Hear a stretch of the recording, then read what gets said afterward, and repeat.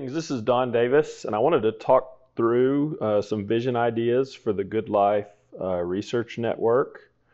Partner Daryl Van Tongeren will also give some comments.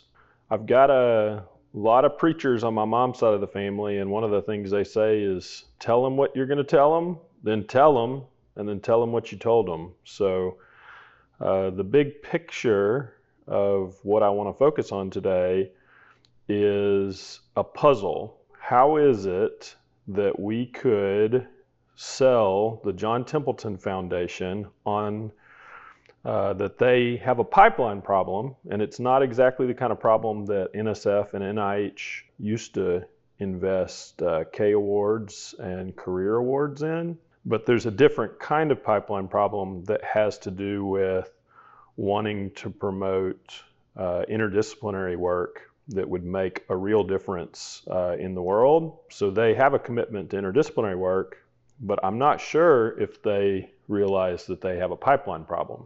With grants, there's a bit of a puzzle in terms of how to make it accessible for people to understand how to network and develop the kinds of trusting relationships that would put them on large interdisciplinary teams that can compete for grant funding.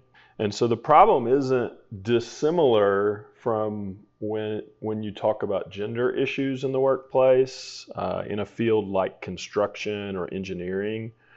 If the men in a group are all playing golf and women aren't invited to go play golf, and then those experiences of spending half a day or a day playing golf forms a type of trust and friendship that makes it easier for people to kind of put teams together and make deals and various things, then that process is hard for other people to break into because they don't really know what's happening in those kind of relationships where everyone doesn't have access. So this is something that Daryl and I have talked with other people, Sarah Schnicker, a number of other people in ERPS, is, we all feel very grateful for the access to mentoring that we had. Sarah's mentor was Bob Emmons. Daryl and I worked with Ev Worthington. So we worked with some people who had funding with Templeton throughout their careers. And whether you focus a storyline on gender, race, different identities, or if you focused on just access in terms of sub-disciplines, so social psychologist, or that you go to certain conferences or get invited, like SPSP, the Social Psych Conference kind of has a secret conference that now isn't so secret, and they've kind of gone through a similar process of deciding who gets invited to the secret meetings. There's an issue of there's limited access to the people who may have specialized knowledge. And so this is a puzzle. So one thing I'd like to point out is anyone who's kind of listening to this conversation, if you think back to your own educational career, there's no way you got to the place you are now without someone investing in you. It works similarly in any area. Like if you're going to be an elite tennis player, most likely you started playing tennis when you were young and you had coaches who encouraged you and just helped you enjoy the sport. And then as you got further into it, you started to engage a more rigorous training process. And there was a combination of you having steeper competition that you were playing with, and higher and higher levels of quality in your coaching that would allow someone to kind of reach elite levels of performance. So I think in higher education, we actually do have a general tension that institutions regularly struggle with of how much are we focused on promoting the highest levels of performance, which kind of starts to get exclusive. You pick people that you think have aptitude. You try to pick coaches, people in the role of coaches, to give feedback so that you can kind of give someone every advantage. And then I think there are other institutions that are especially focused on broadening access. I think of community colleges, and there's a mission to try to increase people's social mobility as much as possible and make it pretty plain and straightforward how to get access to the benefits of higher education. So when I think about my own life, I feel like I've been formed by systems that emphasize both aspects of that, and I bring both of those values to my ideals as a professor and as someone who feels called to invest in people and empower people. And I enjoy both. I enjoy helping people learn to publish in outlets that almost no one in the world will read, and there might be 10 people in the world who understand what's going on in the paper. And then I enjoy other avenues where I'm making psychology as a discipline seem attractive as a place to invest people's careers, even if they're not sure what they're going to do. I do think that as people get towards the middle of their career, there's an opportunity to kind of move from what David Brooks calls resume virtues to more eulogy virtues, to be the kind of person that is trying to build other people up, and that you start to define your success not based on just what you accomplish, but your ability to help other people, dream big and move towards some of the dreams that they have for their life. And part of that is leaving space for people to kind of figure that out and not just imposing your own values and standards on people. So if we had more time, Daryl and I both could go through the various institutions that formed us. I could talk about my mom and her decision to homeschool us through 7th grade. She was an extremely talented person, and that's where she decided to invest her talents. And I'm forever grateful to her. High school teachers, I could talk for hours about the way that they invested selflessly in me and other people.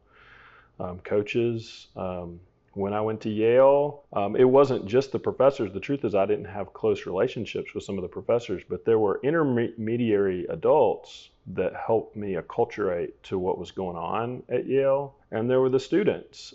We were growing up together. Then I did my master's at Richmont, which is in Atlanta. Came back and did school with my mom when she was sick with ovarian cancer. That was kind of learning Christian counseling. Then I went up to VCU, a large state university in Richmond, Virginia, and worked with Ev Worthington. That's one of the privileges of my life, to get to study with him, and he made being a professor look like fun. The first year I worked with him, he had just gotten back from a year-long sabbatical where he had traveled all over the world and ended with like 2 to 3 months in Hawaii.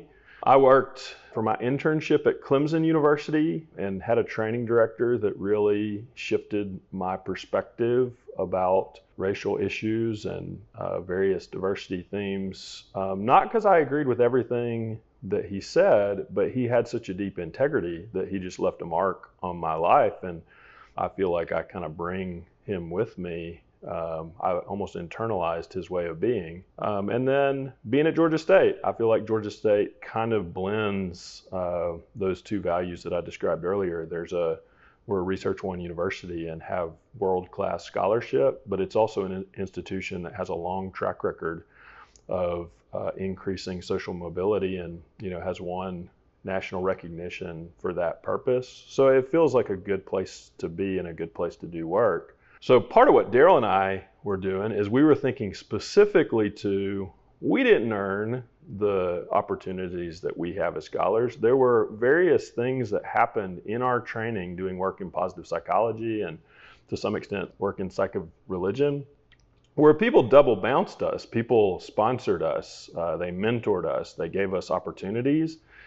And part of what we wanted to do is think about how is it that we could invest in making it easier for people coming into the field to navigate that process of deciding what you want to do and where to spend energy, and then finding supports that are going to help accelerate your process of learning. And when we think about what happened for us, there's one kind of small institution that was kind of started by, I think, Pete Hill, Ev Worthington, the person we worked with, and some other.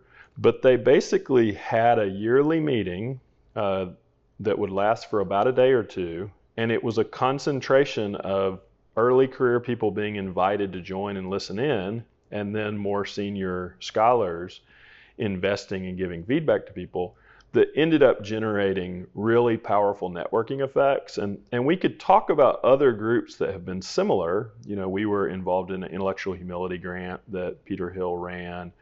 I ended up getting access to a group that Miroslav Volf runs at Yale. First, a project on joy, and then next, a pedagogy network on his New York Times bestselling book, Life Worth Living. But all of these different settings kind of had something similar in common, where instead of it just being a giant conference where you can kind of get lost, they ended up kind of making things much smaller and generating these network effects. Why don't we just do more of that? Well, I think if we think about the challenges that exist, one thing, I'll describe the ingredients that seem to need to go into this. There needs to be access to strong friendships at the early career level. So Daryl and I, and also Josh Hook, went through grad school together, and we really connected and formed really strong trust with each other.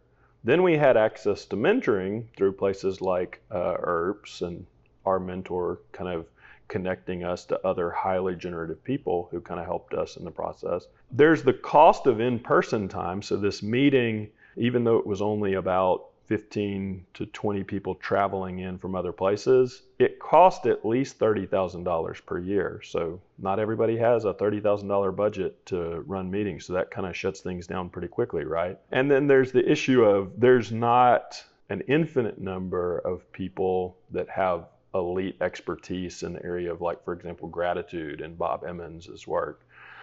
So Bob, even if he gave 40 hours a week to mentoring other people, he would still run out of time. If he gave, 30-minute sessions to everybody who signed up for one, he can still only connect with 80 people. So there's a natural limit on the expert's time. And then the other major issue is the work is highly specialized. So for example, when we were talking with people in social psychology who are kind of in the postdoc purgatory, so it's not uncommon to kind of end up doing postdocs for not just 1 or 2 years, but possibly 5 or 6 years. And some people never get a tenure track job because it's so competitive. There are very specific publication outlets to even get a job. And so if you connected with a network that wasn't going to help you towards that end, it might be encouraging, but it would almost be like if you had an NFL player who decided to do kind of pickup football with some 12-year-olds, like that's not going to help someone get a job. And they might have family, they may have kids to feed. And so doing things that are kind of fun and encouraging, but not helping get to a job, that's not true help. So what did we try first? We did put just a short letter of intent together to get our initial ideas on a page. And part of the idea there was just to send it to some people who might share a similar vision and feel a similar level of wanting to pay forward the investment that they feel, and the gratitude for kind of other people sponsoring their careers. So we have something on paper. We sent it to some people. We have some initial feedback. I may pull kind of a second audio file together, just summarizing some of that different feedback that we got initially. But what we decided to do first, there's a principle from Jim Collins, shoot bullets before cannonballs. So the idea is calibrate on smaller investments, but be ready to make a bigger investment once you kind of feel like you have appropriate calibration. So I'm going to describe the ways that on projects that I've been a part of, I've tried to calibrate what might be helpful. And then I'll let Daryl mention any additional projects where he's seen things that might be helpful. But we had a $6.6 million grant on intellectual humility that we focused on one part of the project being a goal to bring along early career scholars. And so we have some piloting that we do with that. I'm part of a $8 million investment by SCORE, which is Templeton Religion Trust, on promoting work on religion and cooperation. And Mike McCullough and I, one component of what we were doing is giving people high-level causality training. So the work in that area to advance, people need to get up to speed on new methods of studying not just whether religion and cooperation are correlated, but the cutting edge of studying causality and causality at different levels. It's possibly easier to do kind of with experimental primes in the lab, but that may not matter as much for the way that religion can affect broader societies, because some of those effects are happening at different levels. So the way that economists might study religion. We have a New Zealand grant that was 5 years that the MSTAR, the Matheny Center that I'm a part of, our main part was to kind of coordinate some early career investment opportunities to get connected to that data set. And then Garrett Potts, who was part of the leadership team on a large grant at Yale to kind of extend their pedagogy network, Garrett invested $25,000 to partner with us on doing kind of a fellowship related to their project. So we have some kind of pilot test of doing some things on the order of something like $5,000 to $25,000, where we've invested in kind of early career structures. What do we learn from that?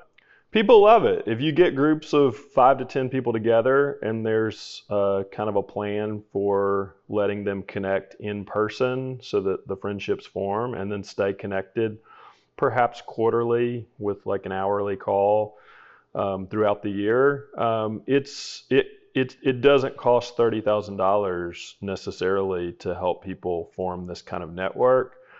We've done it from everything from like groups focus on learning high-level measurement development skills in psychology. Jamie and Coleman at University of Tennessee invested $15,000 from his startup funds to kind of start a group like this, and it helped his research program. There's an opportunity to leverage startup funds that universities are already giving professors. The Danielson Institute recently got I think it was like a $6 million grant, and they sent our center $125,000 for an RFP to run this same kind of project. So if we kind of let people know what we're doing, there's definitely a market for us to kind of offer this kind of support, and it can add something to the competitiveness of projects that are wanting to kind of say that they're focused on early career development. We can do it for free. So I'm in Division 17, Counseling Psychology, and there's a section on positive psychology, and I'm the chair of that section, and I'm developing a leadership fellowship program with that program. So my salary is covered by the state of Georgia and Georgia State University, and 30% of my time is allocated to service, and that seems like a good thing for me to do, and we can encourage other people to do similar kinds of things. Another thing that we're doing is testing if we can kind of take some of the cool parts of ERPS, the meeting that I described, and just do them virtually. So my lab is convening kind of a speaker series where anyone who wants to kind of join for some of the conversations we're having can. And then a next step on that is if people want to send in talks where they're presenting a project in a formative phase, we'll create a pile and we can try to help people get feedback on that work. And then another thing we're going to try out is we have about $70,000 left over from our intellectual humility grant that needs to be invested. We've got about $30,000 for dissemination that we need to invest. So it's about $100,000. We're going to use a similar structure to not just invest in additional papers and additional kind of popular press articles, but to pair with early career people and create mentoring relationships so that we kind of get more bang for our buck in the use of those funds. So what's the next step? I think we need to talk with advisors and clarify our investment strategy. And here I'm thinking about Jim Collins's book about flywheel effects, and I can kind of send a link to his logic. But the idea is if we can get clear in our mind what would happen if things went well and we just were disciplined about a way of kind of growing the strategy, then we can be more careful and systematic in terms of what we do each year and the goals that we set for ourselves. I think one of the biggest needs that we have is I think we're going to start by just showing proof of concept with this within Division 36. And so some of our initial partners are people like Crystal Park and Joe Currier. But we're also looking for people who might want to try something similar in a different area because we want to see if it can generalize. So we're talking to people like Jesse Fox, who is part of an entirely different professional network. We're talking to people like Tamika Lasal, who is in school psychology and has an entirely different network. But I think we all have similar problems in terms of these are training issues. We're all working on training, and we want to balance accessibility with helping people promote excellence. I think the biggest need we have is when I think about what would have to go right, I'm not sure if I was even a program officer at Templeton that I could convince the powers that be to fund this. I'm not part of that institution. So what I realize is I actually think we need to start with institutional partners. I think we need to start with people who might know faculty affairs.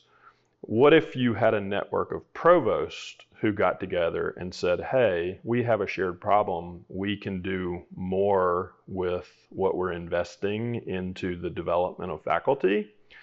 And so let's dream up better ways to do this work. I suppose a next question that we kind of have and could discuss is there low-hanging fruit? We don't have to recreate the wheel. So for example, I could talk about Larry Williams and a statistics network that he created probably about 20 or 30 years ago. He now has institutions paying him for content. He did about 6 to 8 talks a year, archived the content, now has like 300 methodology talks, and institutions pay him for those talks, and elite methodologists will teach courses for him, and he just gives them a portion of the proceeds from those short workshops. There's things like the Great Course. So for $10 a month, you can have access to the best courses in the world. So technology is shifting, and it may get easier and easier to kind of give people advantages if we viewed this as a shared problem. There's people that run centers that might have ideas or have seen things that would be helpful. I'm thinking of someone like Tyler Vanderwill at Harvard, did a $40 million project on flourishing. And we haven't talked to him yet about our vision, but it would be nice just to see if he's seen things that might be helpful. I know he's done methodology trainings, and so we don't want to recreate the wheel. All new professors have an issue that course prep could be time intensive, so it may be a good investment for us to do things like what we're doing with Life Worth Living, that people could bring their teaching content into alignment with their research program and have a sense of purpose and meaning that would prevent burnout. There may be ways to leverage technology and AI. There may be ways that we can partner with conferences like the American Psychological Association and streamline the use of in-person time. So anytime there's a conference that gathers people together, we can leverage the funds that people have to get to the conference. So people are already there, and then we make sure that we're there, and that kind of captures the component that's most expensive. So I think we're starting to have a vision that would be much more scalable and generalizable to a variety of different guilds. One of the things that we can consider doing is just looking at programs that have done a good job with creating early career networks. There are minority-focused fellowships like SREB. I've had some students get that.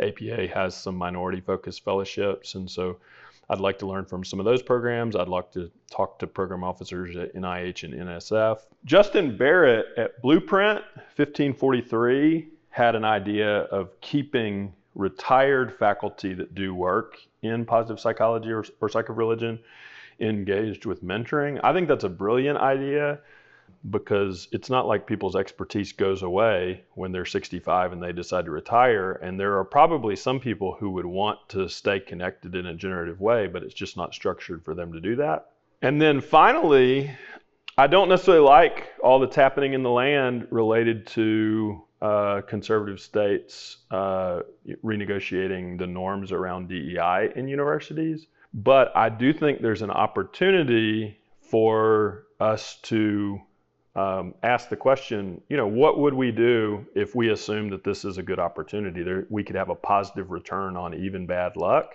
Jim Collins talks about that's what good organizations do. So where is there an opportunity in this? I do think there's an opportunity to have a creative new framing for what it means to balance people growing in excellence and maintaining a commitment to accessibility. That's a shared problem, and it wouldn't just be framed around issues of gender and race, but it's just a common problem. So what could happen next? I think Daryl and I could keep doing what we're doing just by leveraging smaller investments. People with startup funds, different divisions of APA. One thing that I would be interested in doing is looking into ways of developing a scholarship fund and fundraising through our center. Maybe talking with deans about how to learn some of those skills. The move from kind of bullets to cannonballs would be if I had someone for a vision for a longer term investment. So at any point, Rich Bollinger or someone from JTF could say, Donnie, why are you spending part of your time being a professor? We'll just buy you out. Why don't you create an infrastructure for us to have an early career award? I'd have to think about it, but it would probably be a dream come true. Something similar could happen with a university that had a vision for something like this. I've kind of wondered if I haven't generally thought of myself as wanting to go into administration, but as I've looked at this problem, I realize there's an expertise I don't have, and someone who knew how to kind of pitch investments to provosts or presidents would know how to help me execute this. And if I had even one university that institutionally wanted to support something like this, I could do it. For example, one of the people that goes to ERPS, Aaron Smith, mentioned that there are a lot of Christian liberal arts schools that don't have a lot of money for faculty affairs. And even a position like what Pete Hill had, where he was in kind of like a research support position to help people write federal grants and other kinds of grants. It was kind of like an associate dean, but it was for the whole university. Someone in a position like that, if they had institutional backing and support, they could just do it. So maybe I'm not in the right role to learn the skills to do this kind of thing. Other than keeping on doing kind of proof of concept pilot test of this kind of fellowship program, I think one thing that Daryl and I want to do is invite more people to participate in what we're doing so that we're starting to build a network. So we already have a portfolio that would be, probably by the end of 2 or 3 years, close to 10 things that we've done that would show kind of a track record of what we're doing. So that creates a network of fellows, and at some point those people are in established positions and would potentially give back. So that's a network. I think a second area is, me and Daryl are doing this. If we tapped more people who wanted to be in that kind of coaching role, you could have a network of people who are kind of early to mid-career leaders and wanting to invest in skills related to mentoring, not just in their labs, but more broadly. There's a third level we need, which is kind of the Ev Worthingtons and the Pete Hills and Crystal Parks and Joe Couriers of the world. That's kind of in Division 36. But if we started to kind of have liaisons within different areas, then we kind of need those senior champions, is what I kind of called that. And then I think we want a relatively low cost time investment, but something like an advisory board where at least once a year we can send kind of an update of what we've been doing and some of our strategic goals and just get feedback. Because I think over time, that's what's going to help us see new opportunities and kind of know when to shift from, okay, we're calibrated, now let's give this more investment. So kind of that shift from bullets to cannonballs. I want to end with a description of a broader philosophy of leadership development. What I see happening in higher ed is that there's been a rapid disruption in kind of ways of understanding how to do diversity work within higher education. I saw some of this coming with, for example, like Jonathan Haidt's critique of diversity work in higher ed. He wrote a book called Coddling of the American Mind, and I could kind of feel this coming. And we're now about 10 years past some of that kind of emerging, and it's certainly related to new technologies and kind of the influence of algorithms on the information that people are getting, and kind of a move away from print media and other kinds of more established media. And we're kind of returning to the wild, wild west epistemically. And so there's just a general challenge that universities have with a generation of folks kind of raised in a new world. There's probably some analogies to like when the printing press happened, and then you ended up with like the Christian Reformation. So it's serious disruption, and it's not just in the US, and it doesn't just fit the US's political scene. So from my perspective, part of the need that would cut across any training area in the social sciences, and really any sort of training in the helping professions, including higher education leadership, is there's a need for people to have a balanced understanding of what it means to hold authority and hold power. So when people are convinced that they're working in an institution that they've lost faith in, they've lost faith that the institution is doing good work, that's a key part of what we know leads to burnout. And we're seeing a lot of burnout across any form of leadership, and especially in the helping professions. So I think we have a shared training problem, and I think the solution is something sort of like what happens in the military when people end up in smaller groups that they develop strong bonds with. So I think we need to help leaders get into groups that have different purposes. And I actually think any leader would need groups that both help them get a deeper grounding within their own tradition. So for example, I'm Christian, and it's good for me to stay connected to other people who can help me stay connected to ideas of what it means to be a good person. So that I would call that like a solidarity movement.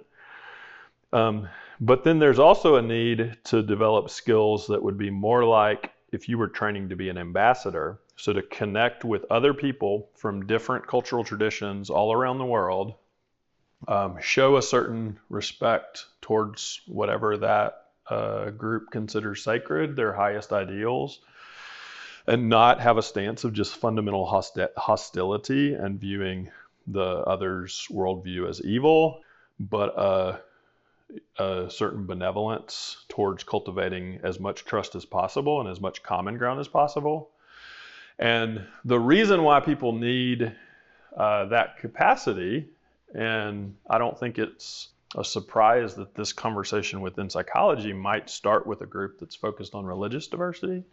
But if you ever had a problem that was a really big problem, part of how you would prevent kind of an escalation of conflict that would get worse and worse is it would be the leaders coming together, the people who had formed those kind of skills and that kind of trust, and they would end up doing what they could to prevent really bad things happening, catastrophe, and they would look for win-win opportunities where instead of getting stuck on the specific content of negotiation, good negotiators end up working to align interests, and they're good at building trust, and they're good at keeping negotiations curious and flexible rather than getting kind of in a pattern of escalating hostility and conflict.